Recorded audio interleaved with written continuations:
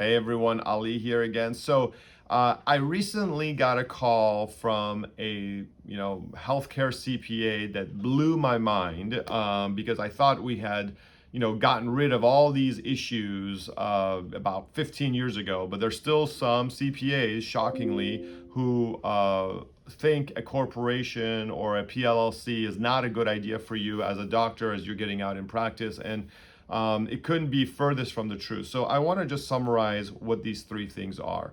All right, there's really three benefits to corporations. One is you get limited liability, right? So what that means is that if you get sued, God forbid, by anyone other than the patient, because it doesn't cover malpractice, but anyone else, employees, slip and falls, contractors, landlords, anything else, your liability is limited to the assets and the value of that corporation, not to your personal stuff. So they can't go after your house, your cars, your jewelry, carpets, all that kind of expensive stuff.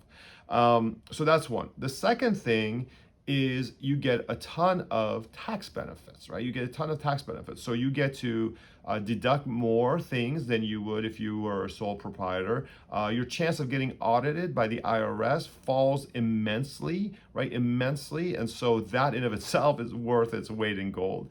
And then three, you get, you have flexibilities to do stuff with, your taxes and what you write off and how you, potentially buy equipment and how you buy real estate. There's just a lot of flexibility there that you get with a corporation.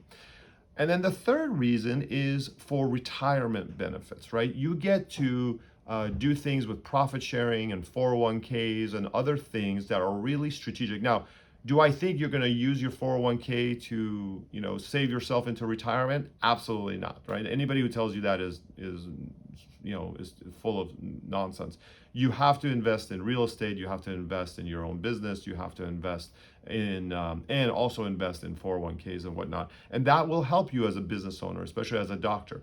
But what the corporation does is allows you to put the maximum away that you can in those profit sharing and 401k plans out there. Now, they're not all created equal. So if you have any questions about it, let me know. And I'm happy to introduce you to people that do know what they're talking about. But those are the reasons why you should be a corporation, okay?